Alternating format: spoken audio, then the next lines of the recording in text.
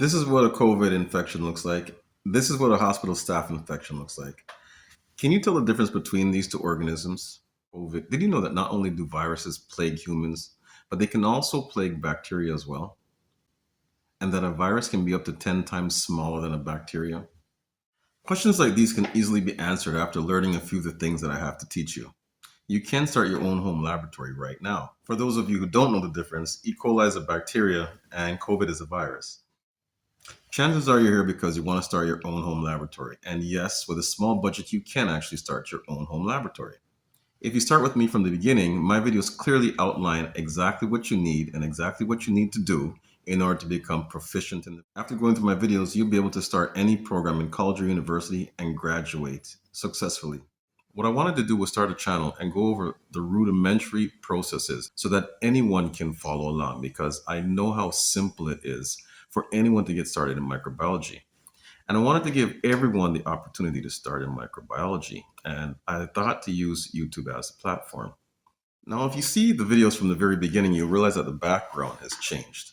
I wanted to show you from the very beginning. So that first step was me giving it to you from the bare basics, the way it was at the beginning, just so you could see that you can start a home laboratory. So what I did here was I had nothing. This is actually my garage. And I had nothing in here at the beginning. And I slowly started adding things to make it my home laboratory. So this is something that I just started just for the video. So everything that's in here right now was just recently put in here and I just began. So I haven't even conducted any experiments in here. I have that in my home, but I haven't done it in here yet. And the reason why I haven't done it in here yet is because everything that I do in here, I want to actually do along with you. So all the first steps I'm going through exactly the same time as you see them, as far as this laboratory is concerned. So this here is my home laboratory for you to share with me. So every step that I'm making right now are all the steps that you would go through as well if you were to open up your own laboratory or your own home laboratory anyways.